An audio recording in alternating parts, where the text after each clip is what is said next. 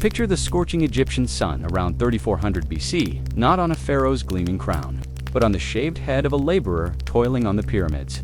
Sweat stings his eyes, the relentless heat bakes his scalp. This wasn't fashion, this was survival. Baldness wasn't a choice, it was mandatory hygiene against lice and the oppressive heat. But imagine his relief, his sudden transformation. When he first placed a simple woven fiber mesh, coated in beeswax and resin, onto his bare scalp. Instant shade, instant dignity. This wasn't vanity. It was the first wig born from sheer desperate necessity. You think wigs are about hiding hair loss or making a statement? You never knew their origin story is soaked in sweat and survival. The shocking truth? This everyday object, now a billion-dollar industry and a symbol of transformation, began as life-saving headgear for the bald and burdened in the blistering desert. Stick around, because the journey from that sweaty laborer to the red carpet is wilder, darker, and more influential than you ever imagined. Before that woven savior, humanity's relationship with the scalp was fraught. In ancient Egypt, shaved heads were non-negotiable. Lice and searing heat made hair a liability, but bare skin offered no protection. Imagine the constant sunburn, the vulnerability, the sheer discomfort of a naked head under the relentless sun. Status was literally skin deep. Only the elite could sometimes afford ornate, heavy ceremonial hairpieces for rituals, impractical for daily life. Beyond Egypt, hair told rigid stories. In Greece, long flowing locks signified youth and freedom. Cropped hair marked slaves. Romans associated blonde hair with barbarians from the north. Dark hair with Mediterranean civility. Your biological hair dictated your place, your health narrative, your perceived worth. There was no escape, no reinvention. If you lost your hair to disease, age, or the barber's blade, you were marked publicly, permanently. The problem wasn't just vanity, it was protection from the elements, social conformity, and the deep human need for identity and control over one's own body. Humanity desperately needed a solution that wasn't just a hat, something that mimicked the very thing it replaced, offering protection, status, and crucially, the illusion of biological destiny. The stage was set for something revolutionary. The breakthrough wasn't born in a royal court, but likely in the dusty workshops serving Egypt's massive construction projects or agricultural estates. We don't know the inventor's name. History rarely records such everyday genius, but we know the materials.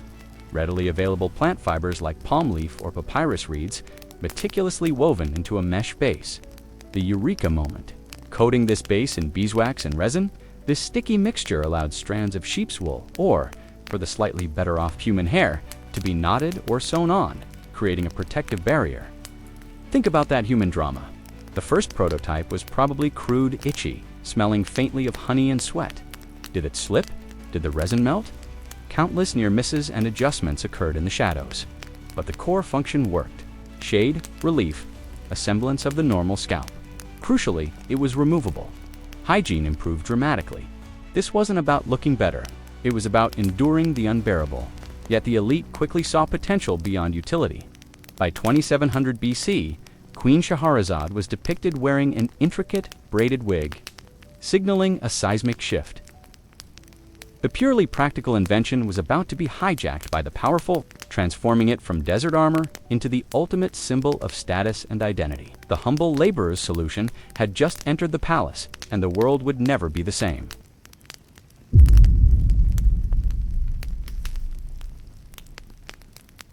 Once the genie was out of the bottle, the wig's evolution was explosive. In Egypt, wigs became elaborate status symbols. Queen Nefertiti's iconic blue crown, often worn over a complex layered wig, materials upgraded. Human hair, often imported, became standard for the wealthy.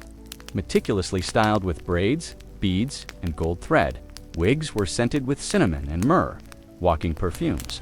But here's what really changed everything: cultural adoption. The concept spread like wildfire. Assyrians wore towering, curled wigs denoting rank. Greeks, initially skeptical, adopted wigs for theater and eventually for fashion, using blonde hair from Germanic tribes. Romans took it to extremes. Emperors like Otho wore elaborate blonde wigs, while patrician women favored towering structures of false hair, sometimes stacked a foot high. Key innovation: the Roman hairpin, allowing more secure attachment of increasingly complex pieces. Then came the Dark Ages, lull, but the wig roared back with a vengeance in 16th century Europe. Why? Syphilis. The disease caused horrific hair loss. Suddenly, wigs weren't just fashionable. They were essential camouflage for the afflicted elite. Enter King Louis XIII of France in the 1620s. Balding prematurely, he donned a wig. Courtiers followed instantly. By Louis XIV's reign, the periwig was mandatory court attire. Immense, cascading curls symbolizing absolute power. The English followed suit. Wig makers became wealthy, influential guilds. The powdered wig era wasn't just style. The white powder helped mask lice and wig odor in unwashed societies. From desert sunshade to syphilis cover-up to powdered power statement, the wig had conquered empires. The wig spread created ripples no inventor could foresee. Positively, it became a powerful social equalizer. A wealthy merchant could mimic a nobleman's coiffure. An actor could embody kings and paupers. For women throughout history, wigs offered freedom, changing length, color, and style without waiting years for growth, defying rigid norms. But the dark side was profound. The demand for human hair fueled a brutal, often hidden economy. In 18th century Europe, poor peasants, especially young women, sold their hair for pennies to wig makers, serving the powdered elite. Worse, hair was forcibly taken from slaves, prisoners, and even corpses. The wig industry became entangled with exploitation. Culturally, wigs entrenched class divisions. The quality, size, and style screamed status. A judge's full-bottomed wig commanded courtroom authority, a legacy persisting in British courts today. Conversely, cheap wigs marked poverty or disgrace. Wigs also impacted health. Heavy, tight wigs caused headaches, scalp infections, and trapped vermin despite powder. The powder itself was a respiratory hazard. Most surprisingly, wigs influenced language. Terms like bigwig, toupee, and even cauliflower ear entered the lexicon. They altered behavior. Elaborate hairstyles dictated posture and social interaction. This simple head covering didn't just sit on society. It actively reshaped economies, fueled exploitation, dictated social codes, and even changed how people moved and spoke. The consequences were as complex and tangled as the hairpieces themselves.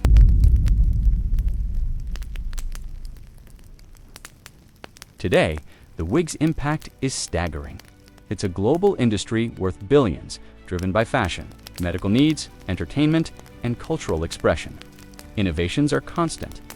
Lightweight synthetic fibers mimicking real hair texture, vacuum-fit silicone caps for unparalleled security, lace fronts creating undetectable hairlines. Celebrities like Beyoncé and Lady Gaga use wigs as transformative art, changing personas in minutes. For cancer patients, a quality wig isn't vanity. It's a lifeline to normalcy during profound trauma. The natural hair movement has embraced wigs as protective styling, allowing natural hair to rest and grow. Yet, controversies persist, especially around cultural appropriation, when styles deeply tied to Black identity are worn without understanding. The wig's story teaches a powerful lesson. Necessity sparks invention, but human desire for status, beauty, transformation, and concealment propels it into unforeseen territories.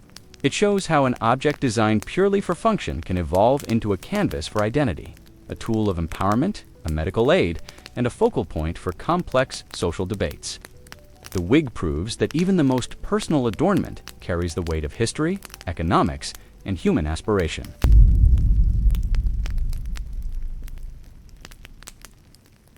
This story teaches us that the smallest human solutions, born from raw necessity, can ripple through centuries, transforming identity, culture, and even power structures.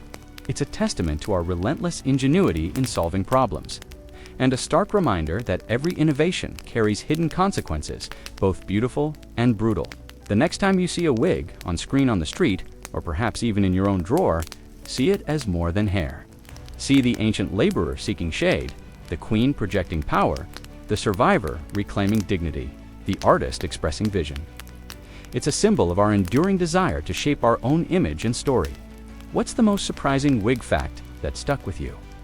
Has a wig ever played a role in your own life or identity? Share your stories in the comments below. We read every single one. If you were fascinated by the hidden history tangled in this everyday object, give this video a thumbs up. It helps us uncover more incredible origin stories like this one. And hit subscribe so you never miss when we peel back the layers on the next seemingly ordinary object with an extraordinary past. The truth behind the things we touch every day is waiting.